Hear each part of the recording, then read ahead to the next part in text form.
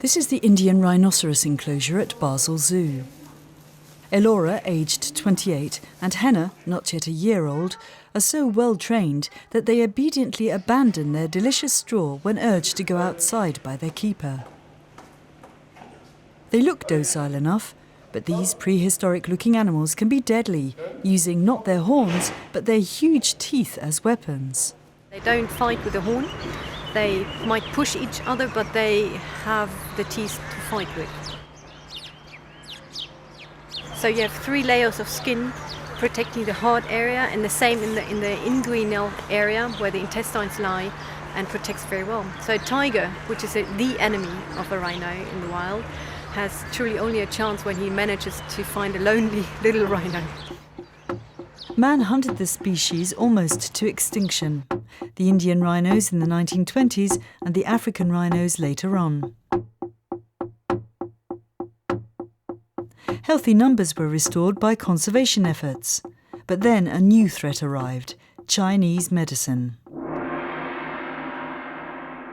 People were thinking that rhino horn is particularly useful to cure fever and other issues, and that's why they are slaughtered just for the horn. The population is crashing again.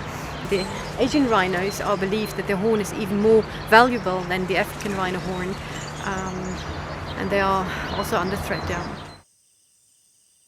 Poachers are even targeting the national parks that are supposed to protect the animals.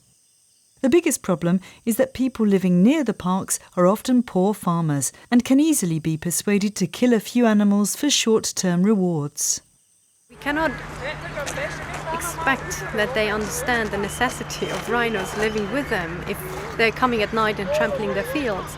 So first of all, they have to have compensation for the losses. Then they have to find alternatives, how to make money.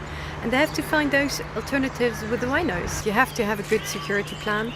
That means that the national parks who are operating with the rhinos, they need to have the financial aid to be able to employ people.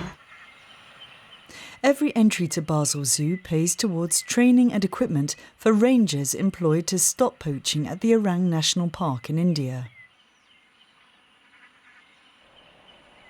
Animals bred in zoos could eventually be released into the wild to stop certain species like the Indian rhino dying out.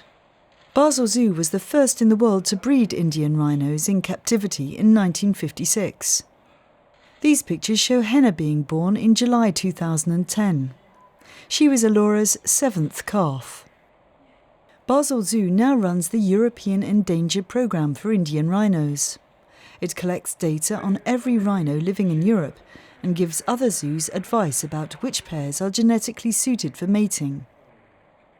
Basel has become a role model for other zoos to follow. The animals here at Basel Zoo have always been in a very close contact with the keeper, so the keeper knows the animal inside out from their behavior and their attitude and what they like and don't like. The construction of the enclosure also plays an important role. They can run around, and that's very important when they have courtship.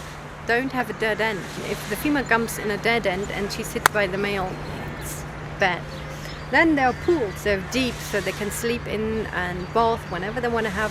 And they have a special floor. This floor needs to be very soft because Indian rhinos tend to have foot problems. We do our best to provide them every chance to be a happy rhino here as well.